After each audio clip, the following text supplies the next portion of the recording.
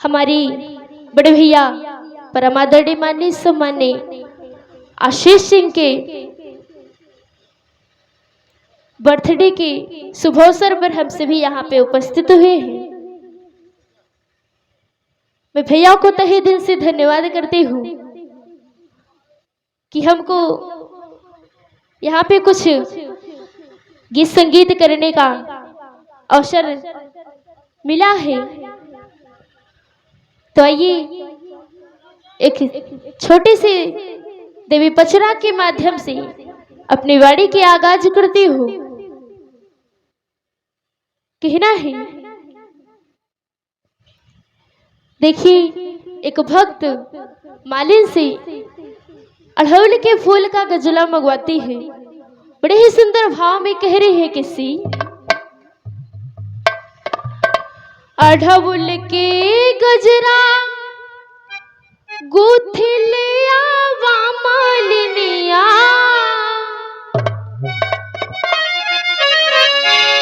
हो कि हमरे घरवाना। अड़हुल के गजरा गुथिलिया वा मालिनिया हो कि हमरे घरवाना, हो कि हमरे घरवाना। आई है सातोहरे बहनिया हो कि हमरे घरवाना। आई है सातोहरे बहनिया हो कि हमरे घरवाना। अड़हुल के गजरा गुथिलिया वा मालिनिया हो कि हमरे घरवाना।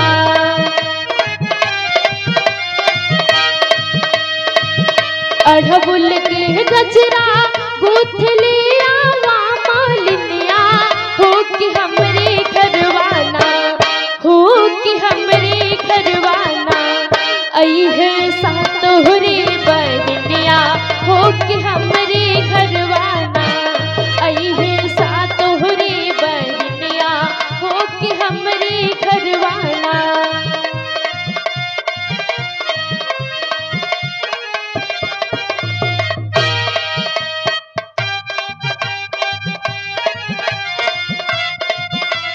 जय हो।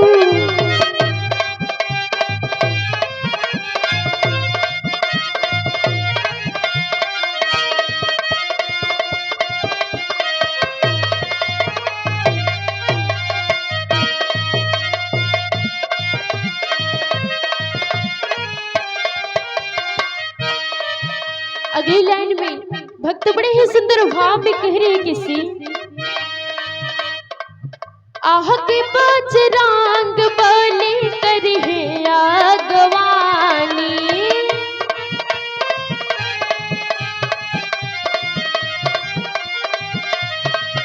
पीछे भैरव भैया रहे बीच में भवानी।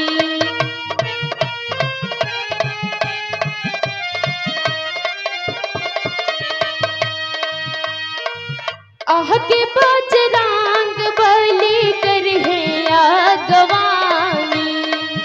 पीछे भैरव भैया रहे बीच में भवानी। हाथ जोड़ माथा टेक माई के चरनिया हो कि हमरे घरवाना।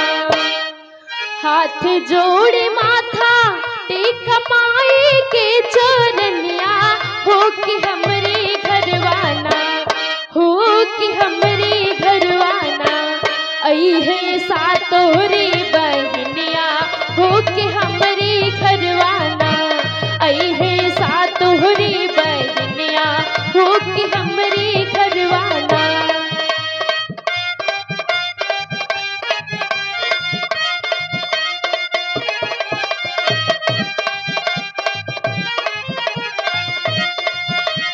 क्या बात है।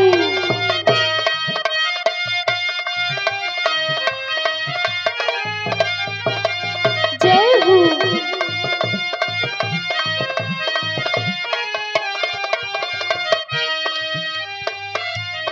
और जैसा कि हम सभी जानते हैं माता रानी का आसन नीम के पेड़ के नीचे लगाया जाता है। भक्त बड़े ही सुंदर भाव में कह रही है किसी नीमिया के पेड़वा तोरे आसन लगाई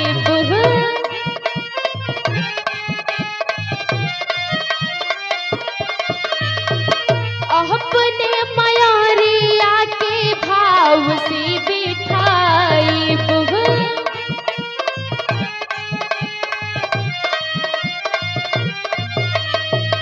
नीमिया के पेड़वा तोरे आसन लगाइब अपने मयूरिया के भाव से बिठाइब। और किसी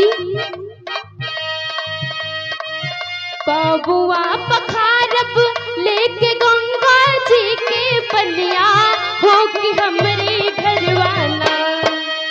अरे बबुआ पखारब लेके गंगा जी के पनिया हो कि हमरे घरवाना, हो कि हमरे घरवाना। अइहे सात हुरे बहनिया हो कि हमरे घरवाना। अइहे सात हुरे बहनिया हो कि हमरे घरवाना।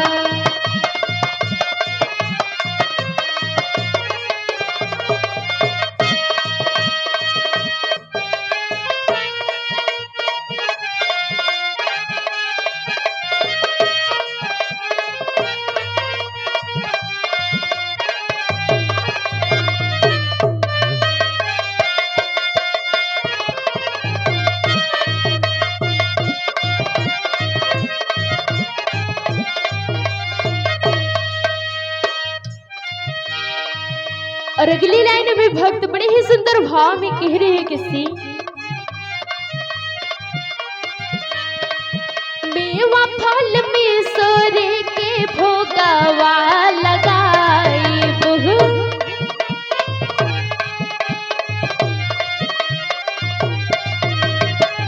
गाय गाय पचरा महातारी के रिझाई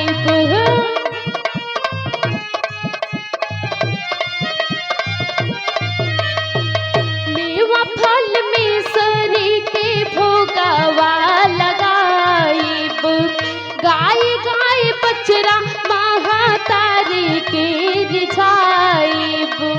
जागरण में तानो शर्मा गए है भाजनिया हो कि हमरे घरवाना। जागरण में तानो शर्मा गए है भाजनिया हो कि हमरे घरवाना, हो कि हमरे घरवाना। अइहे सात हुरे बहनिया हो कि हमरे घरवाना।